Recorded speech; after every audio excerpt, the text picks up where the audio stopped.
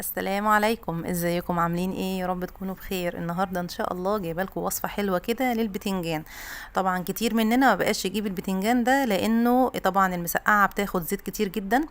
ما بقيناش نعملها كتير بسبب ان البتنجان بالذات بيشرب الزيت بطريقه مهوله يعني. النهارده ان شاء الله اخليكي تعملي مسقعه وبطريقه امنه، وهتحافظي كمان على ازازه الزيت، ما تقلقيش عليها. وبالبتنجانيه الحلوه دي هنبدا ان احنا نعملها كده وناكل البيت كله. طبعا زي ما انتم شايفين البتنجانيه بدات ان انا اقطعها كده بالطول.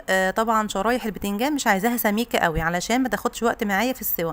وبعد كده جبت بقى الملاحه ورشيت رشه ملح من الناحيتين كده، وهسيبها حوالي ربع ساعه تنزل الميه بتاعتها لحد ما اجهز باقي المكونات.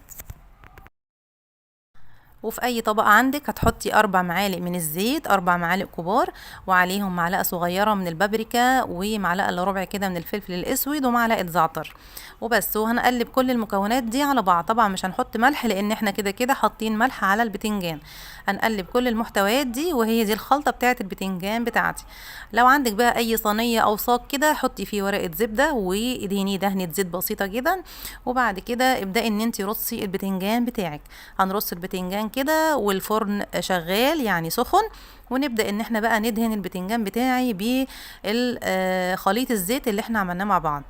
طبعا هندهن البتنجان من الناحيتين بالزيت ده زي ما احنا شايفين كده. طبعا بنقلبه كله علشان ندهنه من الناحية التانية اهو كمان. وهنجيب برضو الحبات البتنجان اللي فاضله عشان ما نهدرش من البتنجانه بتاعتي اي حاجه، وهبدا ان انا برضو ادهنها كده بالزيت. وطبعا في الوقت ده الفرن سخن، هندخلها على الفرن على طول يدوبك 5 دقايق 10 دقايق حسب الفرن بتاعك، ونسيبها في الفرن يدوبك. بصوا ما شاء الله استوت وطريت معايا جدا اهو، اللهم بارك. كده خلاص البتنجان يعتبر استوى. لو عندك بقى اي بواقي موجوده عندي، كان عندي بصراحه لحمه متعصجه في الفريزر طلعت منها، وبدات ان انا احط كده على وش البتنجان شرايح البتنجان اللي قدامكم دي. ما شاء الله بدات ان انا اوزع كده. لو ما عندكيش طبعا اللحمه المفرومه مش مشكله، ممكن لو عندك لانشون، عندك اي بواقي بقى جبن ولا حاجه في التلاجة ممكن تحطيها مع شويه طماطم وفلفل، يعني هنقضيها باي طريقه. طبعا اللحمه المتعصجه معموله بالبصل والفلفل والطماطم وشويه بهارات وملح على اللحمه طبعا. وبعد كده جبت شرايح من الطماطم كده حطيتها على وش البتنجان، وشويه موتزاريلا كده على الوش.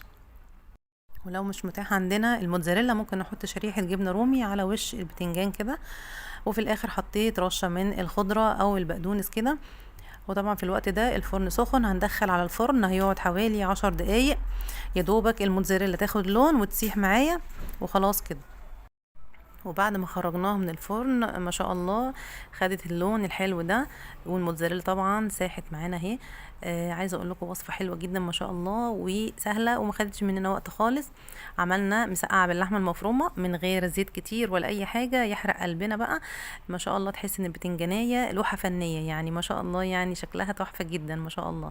دي كانت وصفتي النهارده للبتنجان باللحمه المفرومه اللي مش شارب زيت ولا يعني محتويات كتيره، محتوياته سهله وبسيطه جدا. بصوا ما شاء الله كاننا قاعدين في المطعم بالظبط. وصفه جديده وجميله وبايد ست البيت طبعا انضف من المطعم 100,000 مره. دي كانت وصفتنا النهارده للمسقعه باللحمه المفرومه اللي مش شاربه زيت، الخفيفه على قلبنا ان شاء الله. دي كانت وصفتنا، يا رب تكون عجبتكم. ما تنسوش بقى اللايك والاشتراك في القناه علشان يوصلكم الفيديو اللي جاي ان شاء الله. السلام عليكم.